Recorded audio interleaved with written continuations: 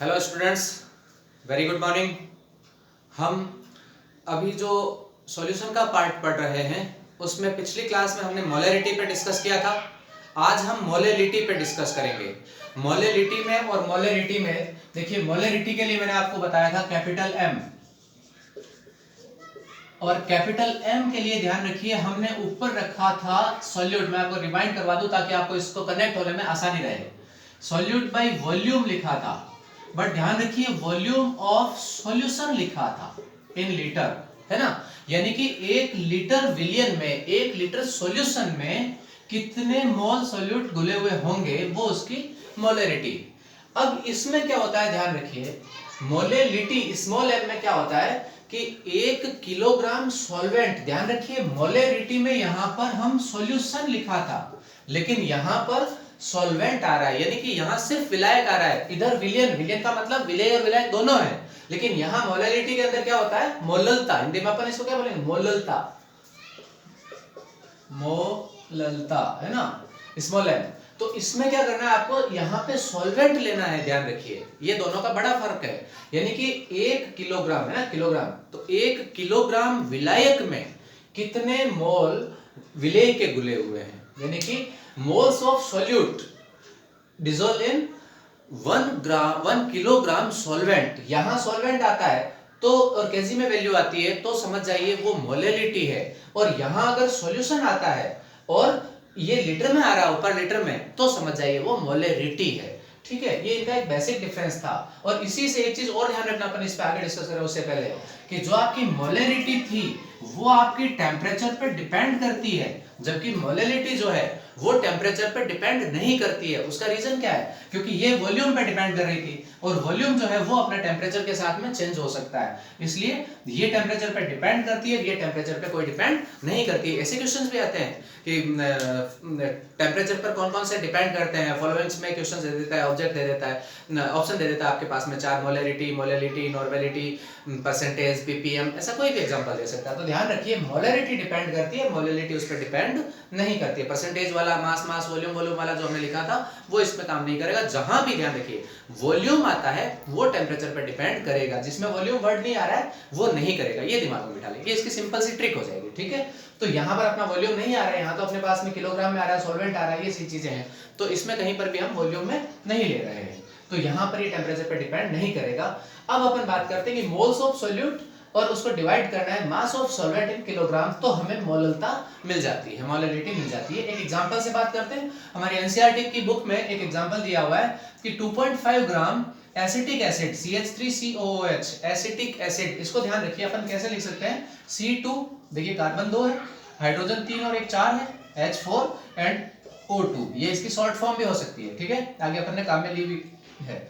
अब कह रहा है कि 2.5 ग्राम जो एसिटिक एसिड है वो 75 ग्राम बेंजीन में डिसॉल्व हो रखा है। ठीक है, और ये तो हो गया सॉल्वेंट और ये हो गया सॉल्यूट। अब कह रहा है इसकी मोलैलिटी कितनी है, तो फाइंड आउट द मोलैलिटी। अब मोलैलिटी कैसे कैलकुलेट करेंगे, मोलैलिटी के लिए हमें मोल चाहिए, किसके, सॉल्यूट के। सॉल्यूट कौन है, acetic acid. Then molar mass of acetic acid, पहले मोलर मास आएगा तभी तो अपन मोल्स निकाल पाएंगे। तो मोलर मास कितना होता है, देखिए एक कार्बन का होता है 12, तो 2 का कितना हो गया 24, ये कार्बन का तो मैं लिख देता हूं 24, क्योंकि 1 का 12 है तो 2 का कितना हो गया 24। हाइड्रोजन का कितना हो गया 4, 1 का 1 है, 4 का 4, और एक ऑक्सीजन का होता है 16, तो 2 का कितना हो गया 32। देखिए 24 प्लस 4 28, और 32 कितना हो गया 60, यानी कि 60 ग्राम पर मोल। ये तो हो गया इसका मोलर मास। अब मोलर मास में देखिए फिर अपने को चाहिए मोल्स, तो मोल्स ऑफ एसिटिक एसिड में क्या आएगा, मैंने अभी पिछली क्लास में भी आपको बताया था कि जितना भी अमाउंट इसमें दिया हुआ हो ग्राम में, कितना सॉल्यूट का कितना वैल्यू दी हुई है, कितने ग्राम है, उसको सीधा सीधा उसके मोलर मास से डिवाइड कर दो, है ना। जैसे इसमें दिया हुआ था अपने पास 2.5, तो 2.5 को 60 इसका मोलर मास था, इससे डिवाइड कर दिया तो 0.0417 अप्रोक्सीमेट ये वैल्यू हमारे पास में इसके मोल आ जाएंगे। अब हमारा सवाल क्या है कि इसकी मोलैलिटी कैलकुलेट करनी है, तो मोल्स ऑफ सॉल्यूट हमें मिल गया। अब आगे की चीज तो आपको पता है, कितना ग्राम घुला हुआ है, 75 ग्राम घुला हुआ है, और कितने में 1000 केजी में। इसमें 1 केजी का मतलब ग्राम कितने हो गए, क्योंकि ये यूनिट ध्यान रखिए, यहाँ सबसे बड़ा खेल है वो यूनिट का है। यूनिट आपको इक्वल लेनी पड़ेगी। इक्वल लेने का मतलब है ये 75 ग्राम में दिया है, 75 ग्राम है तो इसको ग्राम में कन्वर्ट करके फिर किलोग्राम में लीजिए। तो 1 किलोग्राम का मतलब क्या है, 1000 ग्राम। और अगर यहाँ पर मान लीजिए किलोग्राम में दे देते तो आपको ये 1000 लिखने की जरूरत नहीं थी, सीधा किलोग्राम में आ जाता। क्योंकि यहाँ ग्राम में दिया है तो 75 ग्राम को हम वापस इसके यूनिट में कन्वर्ट कर रहे हैं, तो 1000 से इसको डिवाइड कर दिया 1000 ग्राम और फिर पर किलोग्राम। देखिए mass of solvent in kilogram, तो कितना था कि 1000 के पैरेलल में ये केजी में। तो अब आप इसको कैसे लिख सकते हो, ये नीचे है 1000, अपन इसको वैसे सीधा सीधा ये वैल्यू ग्राम से ग्राम कैंसिल हो जाता, पर केजी आ जाता। पर इसको हमने ये देखिए 1000 को 10 की पावर 3 और ये नीचे था, इसको ऊपर ले लिया, इसके सिंबल चेंज हो गया -3। ठीक है, इस वैल्यू को अपन ऐसा भी लिख सकते हैं, ऐसा भी लिख सकते हैं, एक ही बात है।